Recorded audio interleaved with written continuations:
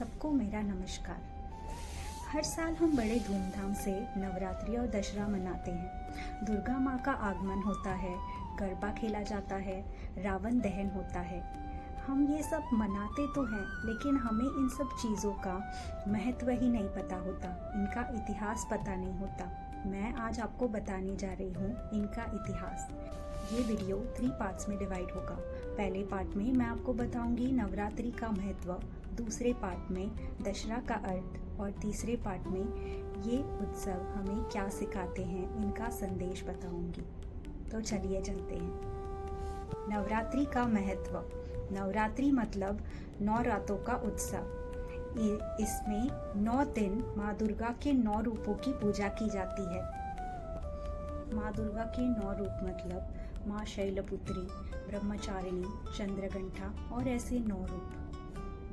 कहा जाता है कि 9 दिन तक इन अलग अलग रूपों में आकर माँ दुर्गा ने महिषासुर नामक इस राक्षस के साथ युद्ध किया। महिषासुर एक ऐसा राक्षस था जो सब देवताओं को भी हरा रहा था और 10वें दिन माँ दुर्गा ने इस महिषासुर राक्षस का वध किया।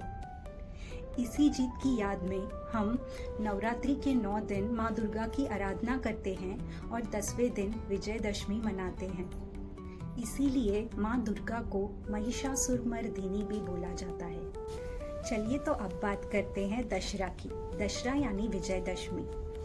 वैसे तो इसकी 2 कहानियां हैं। पहली है माँ दुर्गा की, जिन्होंने महिषासुर का वध किया, और दूसरी कहानी है रामायण की। रामायण में राम जी ने रावण का वध किया था, जिन्होंने माँ सीता का अपहरण किया, और राम जी ने 9 दिन तक हनुमान और अपनी सेना के साथ रावण से युद्ध किया और 10वें दिन रावण को हराकर धर्म की जीत की। इस वजह से दशहरा को सत्य की असत्य पर विजय का प्रतीक माना जाता है।